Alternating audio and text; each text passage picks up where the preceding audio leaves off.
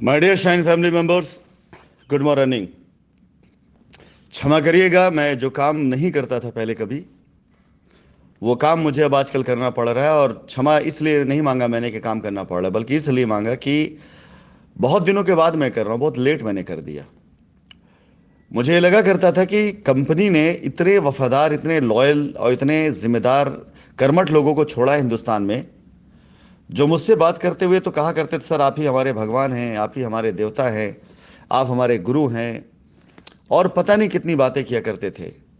और हम उन पर आंख बंद करके भरोसा करते थे कि ये लोग अगर मौजूद हैं तो सारे कस्टमर को हैंडल करेंगे।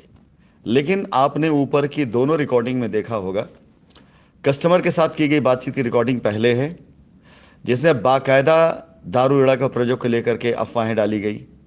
अब सोचो कि अगर कोई एक आदमी कुछ कस्टमर्स को डील कर रहा है, हैंडल कर रहा है, और वही कहे कि ये प्रोजेक्ट खराब है, तो कस्टमर क्यों बिलीव करेगा? और अगर एक आदमी अपनी तरफ से पेपर वेरिफिकेशन करके सब कुछ देख करके कर ले, 10-15 लोग की लायबिलिटी खत्म हो जाती। अब उसके बाद सामने वाला बंदा अपने से कह रहा है कि 6 महीना रुक जाओ, सारी जमीनें सील हो जाएंगी।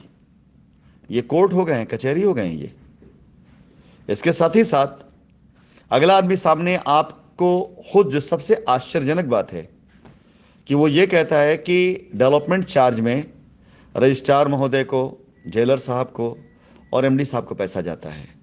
मतलब सरासर ऐसा झूठ, जिसको प्रचारित ही इसलिए किया जाता है कि कस्टमर आज ही जाकर के पूछे, भाई बता क्या रास्ता है, तब ये बताएं कि हमारे पास हमारा प्रोजेक्ट है या फला चीज़ें। आप खुद फैसला करें। और ये एक दो राहुल नहीं, बल्कि इनके जैसे सैकड़ों हजारों लोग हैं जिनका मैंने, ये तो खैर अभी करंटली ये डेटा तैयार हो रहे हैं, पुराने डेटा में ऐसे न जाने कितने डेटा हैं इनके जैसे और इनसे बड़े बड़े, जो अपने हित के लिए कस्टमर्स को इस तरह की चीज़ें बरगला बरगला कर लोगों ने पूरी कंपनी को बदनाम किया, हमें बदनाम किया बिला वजह।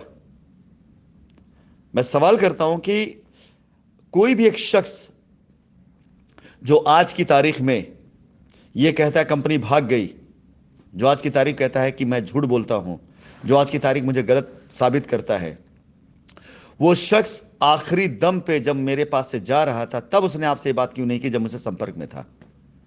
कोई एक दिन में तो ऐसा हुआ नहीं होगा। अगर कोई मेरे ऊपर इल्ज़ाम लगाता है कि हाँ वो भाग गए, मेरे ऊपर इल्ज़ाम लगाता है कि वो, जो भी इल्ज़ाम लगाया, तो जब तक मुझसे संपर्क में थे ये आभास उन्हें कब हुआ? क्या जब छोड़ के चले गए और मैंने उनको पैसा देना बंद कर दिया, मैंने वो सारे सोर्सेस बंद कर दिए, उसके बाद उनको यह आभास हुआ? मेरे पास इसी शहर दुबई के अंदर लोग रहे, रुके, खाया पिया, दिन रात एक किया, उनका वीज़ा, उनका टिकट, उनका होटल, सब कुछ मैंने कराया। यहाँ पर रह करके सारा उन्होंने सुख सुविधाएं उनको अवेलेबल थी, हर तरह से यहाँ पे मौजूद थे। कोविड से पहले, कोविड लगते ही यहाँ से लोग चले गए। जाने से पहले यहाँ कोई शख्स ऐसा नहीं हो जो खाली हाथ गया होगा, कोई ना कोई रास्ता लेकर के गया। अगर मुझे इनसे बात ही नहीं करनी होती या भाग जाना होता, तो मैं इन सब को अपने घर में क्यों ठहराता, या इन सब से मैं क्यों मिलता, इन सब के लिए मैं क्यों करता काम? मैं आऊंगा, अभी कुछ लोगों के बारे में बताऊंगा जिनको हमने सब कुछ लिख दिया। उस दरमियान सब कुछ हमने लिख दिया, क्योंकि जो रास्ते हमें दिए गए वो रास्ता हमने उनको दिया। ज़मीनें लिख दी, घर लिख दिया, प्रोजेक्ट लिख दिया, सब कुछ लिख देने के बाद भी फाइनली आज की तारीख में उनकी स्टेटमेंट सुनाई देते हैं कि कंपनी को लेकर, कंपनी के बारे में ये ऐसी चीज़ें आती हैं, देख करके तकलीफ होती है। ये सारे के सारे लोग, कस्टमर के बीच रहने वाले लोग, अपने आप को बचाने के लिए कंपनी को बदनाम नहीं करेंगे तो क्या करेंगे? ये 3 पॉइंट्स जो इन्होंने उठाया, पहला पॉइंट दारू रेड़ा को लेकर कि उसके ऊपर 80 करोड़ का लोन है। हमारे किसी कस्टमर ने से पेपर नहीं मांगा कि आप पेपर दीजिए कितना लोन है इसके ऊपर। कंज्यूमर फोरम का इस पर केस है, किसी ने पेपर नहीं मांगा, पेपर दीजिए, बिलीव किया लोगों ने। उसके बाद नए सिरे से जांच शुरू हो गई, 6 महीने में सारी जमीन सीज हो जाएगी, चक्रोड लिख दे। मतलब अजीब बेसिर पैर की, वही जो मैंने एक लाइन बोली ना कि अधूरा मौलवी ईमान का दुश्मन, अधूरा डॉक्टर जान का दुश्मन। इस तरह की चीजें, इस तरह की बातों से कस्टमर्स को बरगला करके, उन्हें तरह तरह के गलत चीजें, गलत बातें कह करके पूरी कंपनी की प्रतिष्ठा को, इज्जत को, उसकी संपत्ति को, सबको दांव पे लगा दिया ऐसे लोगों ने। शर्म नहीं आती इन लोगों को कि अपनी बात को सही साबित करने के लिए न जाने कितने मजलूम गरीब लोगों की जिंदगी से खेल गए। और एक बात मैं बता दूं आप सभी लोगों को, कान खोलकर हर एक इंसान सुन ले, हम खुद को बचाने के लिए आपकी लायबिलिटी नहीं उतार रहे हैं। हम खुद को बचाने के लिए आपसे सुबह शाम के लिए जो वॉइस नोट पे हमारी आपसे बातचीत होती है नहीं कर रहे हैं, बल्कि हम खुद को सही साबित करने के लिए लड़ रहे हैं। हमने अपने वकील, हमारे जो अधिवक्ता है, उनको सबको यही बात बोली है कि हमें आप बचाइए मत, कि आपको हमें बचाना है। आप लड़िए हमारे लिए कि हम गलत नहीं हैं। क्योंकि अगर आपने हमें बचा भी लिया ना, अगर आपने बेल करा के एमडी साहब बाहर निकाल दिया, मुझे बेल मिल गई, हमें बचा भी लिया ना, तो ये बदनामी का जो धब्बा है ना, ये लगा रहेगा हमारे ऊपर। ये अगर मिटा नहीं तो किसी काम का नहीं फिर ऐसी जिंदगी। हम लड़ करके आएंगे बाहर, साबित करके बाहर आएंगे कि हम गलत नहीं थे और गलत नहीं हैं। हम ये साबित करके आएंगे कि 1 रुपया हम लेकर किसी का नहीं गए। इन जैसे बेहुदा लोगों के चक्कर में पूरी कंपनी की वॉट लगी। इन जैसे बेहुदा लोगों, डरपोक किस्म के लोगों के चक्कर में, झूठे मक्कार लोगों के चक्कर में लोगों को मौका मिला। जरा उठा करके आप उन सब की एजुकेशन, उन सब की तालीम, उन सब की बातों को देखिए जिन लोगों ने अब से पहले आपको ऐसी बरगलाया। क्या थी उनकी औकात, हैसियत, क्या उनकी एजुकेशन? जो वकील बनकर के आपके लिए लड़ा, उसके ढंग की खुद की अपनी तालीम नहीं। जो संगठन बना के आपके लिए लड़ा, उसके पास कोई नॉलेज नहीं, किसी के पास कोई कायदे की नॉलेज नहीं, सिर्फ और सिर्फ एक ही चीज, आपकी इमोशन से खेलने के अलावा। ये बेवकूफ किस्म के लोग अब ये मान के चलें कि मैं सुनने वाला किसी में बहुत मटेरियल में इकट्ठा करता जा रहा हूं। और आप सभी एसोसिएट से भी मेरा रिक्वेस्ट है और कस्टमर से रिक्वेस्ट है, अगर कोई भी आपके साथ ऐसी बातें कर रहा है, कृपया करके आप वो वॉइस रिकॉर्डिंग मुझे शेयर करें। मैं सबूत के साथ मैं इमीडिएट उसको फोन करूंगा, मैं तुरंत उस बंदे को फोन करूंगा, वो मेरा फोन उठा करके बात करेगा, मैं पूरी रिकॉर्डिंग करूंगा। कोई भी शख्स अगर अब आपको कंपनी के बारे में बहका रहा है, कंपनी भाग गई, मेरे बारे में बोल रहा है गलत सही बात, कंपनी पे हुए केस के बारे में बोल रहा है, या लीगल कोई ओपिनियन दे रहा है, या ऐसा कोई झूठा इल्जाम लगा रहा है कि एमडी सर ने उसे पैसे मांगे, ऐसा कुछ किया, तो कृपया करके वो रिकॉर्डिंग मुझे शेयर करें।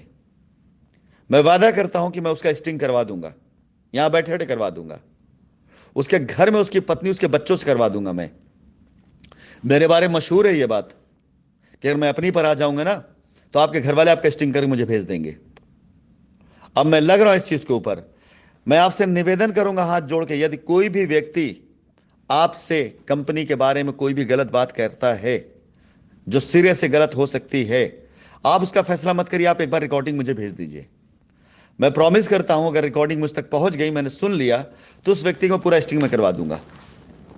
वो खुद ब खुद साबित हो जाएगा कि सही बोला गलत बोला। अभी ये इस राहुल सिंह की आप आवाज 2 जगह, आप एक बार कस्टमर से और एक बार मेरे साथ, आप खुद सुन सकते हैं कि यह आदमी कितना बड़ा झुट्टा है, जो सामने से कह रहा है कि नहीं, मैंने तो किसी से बात ही नहीं करी, मैंने किसी से बात बोला ही नहीं।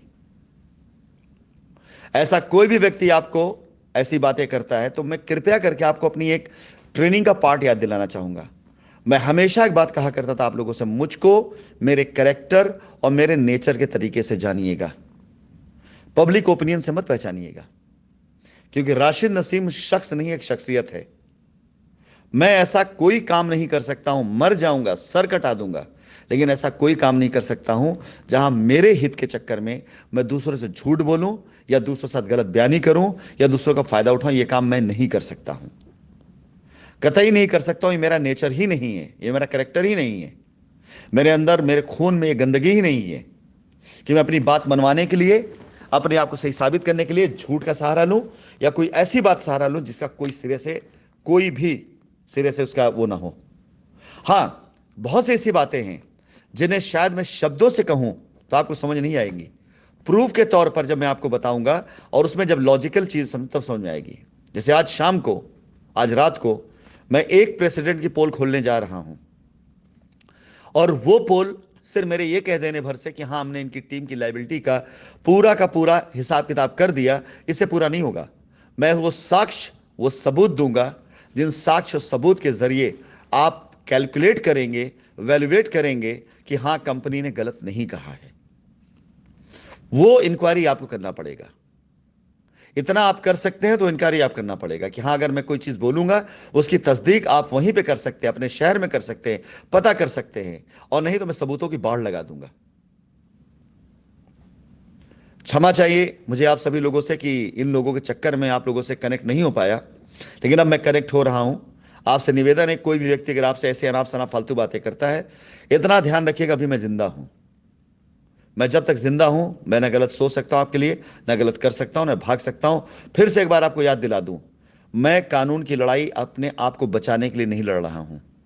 मैं कानून की लड़ाई अपनी कंपनी को और अपने आप को सही साबित करने के लिए लड़ रहा हूं कि मैं भगौड़ा नहीं हूं।